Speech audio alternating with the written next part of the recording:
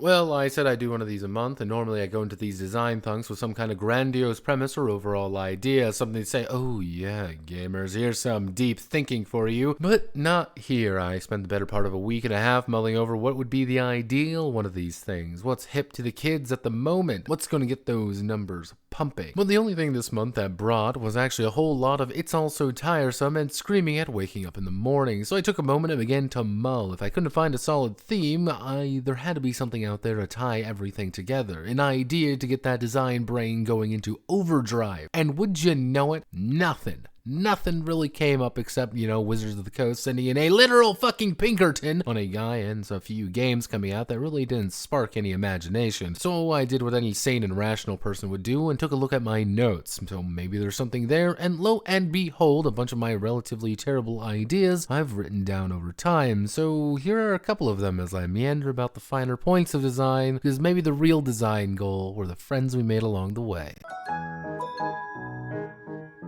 A long while ago, I watched a full playthrough of Omori by Manly Badass Hero. While I have very long thoughts about the game itself, the concept of Headspace being the central story location is kind of interesting. Now, in Omori, you're the titular Omori, and the main gimmick is managing your various emotions in an effort to get better effects, avoiding getting smashed in the face with a brick or deliver the glorious haymaker to your enemy. And something interested me in exploring that. The main idea is that you are all playing a single person going about their daily life until they finally get some Z's where the real game takes place. You're the dreams of this person, those odd entities which inhabit your dream space while you're asleep. Sometimes they may be real people, distorted memories of others, or perhaps just random people on the streets. As these dreaming entities, you're going on quests that are seemingly random, nonsensical, or odd, but the main driving factor is the narrative of that main person and the issues that they are going through. For example, Sunny is imagining himself as Amore, while his friends Audrey, Kel, and Hiro are all younger versions of themselves and from a happier time. Progressing through the adventures would be more about piecing together what's going on to finding that trigger to wake up. One person is going to wake up and narrate the situation that the main character is kind of finding themselves in the following day, effectively becoming everyone is John, where the personalities are fully statted out and can interact with not only John and themselves,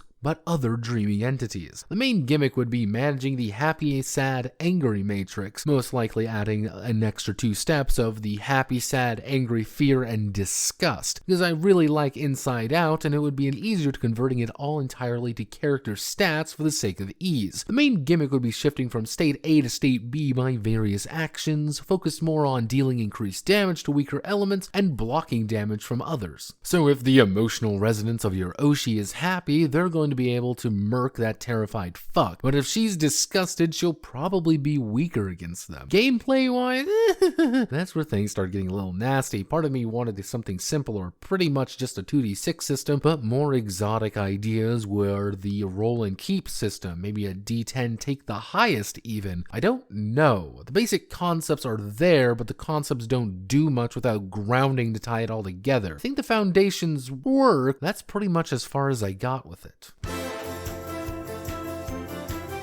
Inspired by a goddamn quest more than anything, Bridge Commander is an RPG about you taking the role of a commander of Shinkai, the last best hope for humanity. Now, this may seem like a glorious position, but here's an issue. This is a mecha RPG, and one where you're not piloting the mechs. The main game is about building up, developing, and making sure your teenage pilots of these I can't believe they're not Evangelions actually do their goddamn job and don't doom the world. Go too soft on them, and they may underperform at a critical moment. Go too hard on them, and they may break from the stress. The goal is simple: stop the encroaching threat of the angels and kick some ass while doing it, but the only ones really able to do any damage will be the pilots, those hesitating, barely synced pilots who are all going through fucking puberty. In an ideal world, I would make the game a lot more about the setup, ironically citing bits from Evangelion Magius and white paper RPGs, which are more about doing everything in their power to set up the ideal fighting condition rather than strictly the fight itself. itself, as when the big nasty monster beyond comprehension lands, they'll need to leverage every soldier, armed turret, and supply hand to give those pilots a fighting chance. Combat would need to be broken down into a phase system probably, effectively being either Command Pilot Angel or Pilot Command Angel, or something similar, trying to cajole, bargain, and order pilots to do their goddamn job to the best of their abilities while struggling to maintain control of the situation. This does lead to an interesting issue of where is the multiplayer, as the original quest was more about the schizophrenia of the Major in the situation and forcing David to get in a fucking Ava, much to his chagrin. This game has to be a bit more about management, that last fight being more of a culmination of an entire session rather than the strictly it, though that does lead to what people are doing outside LARPing as Makoto, Maya, and Shigeru. The main issue is what is going on. Part of me would want this to be a player making rolls for the pilots, but not really, their actions being more of a set action list they'll be performing, perhaps building up their die depending on the sync ratio or something similar, granting raw bonuses by relationships. The goal being to achieve a good die size and a solid bonus to make sure they can perform a variety of actions as well as not freak out or get themselves killed. The original quest used a series of D10s to determine this, but that was also slave to its format. This isn't even factoring in making it literally a solo wargame RPG relationship simulator, Shinji Ikari racing simulator thing. It's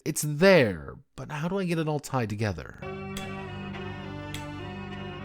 Not an RPG, but a thought experiment proposed by a friend. The idea is simple. In the future, electronic countermeasures and countermeasures and so on have developed to the point where most military engagements are effectively fought in the dark. This creates a situation where commanders need to receive reports and make calls based on blind information from their captains. This is a war game about imperfect information while being blind. That's the basics of it. The query came in two forms, actually. The first and most important one was how this game is actually going to play out. Being completely blind brings a few major complications to the matter, notably having no fucking clue where the enemy is and having to make a series of probing assaults to determine the situation in front of them and sketch out the battlefield as well. Being blind means that the enemy can't see you either, but that's slowly and steadily zeroing in on one another's positions, using a series of action points most likely to move ships, fire shots, and try and outwit, outplay, and outmaneuver your enemy. Effectively, it's Battleship in space, the war game. There is also that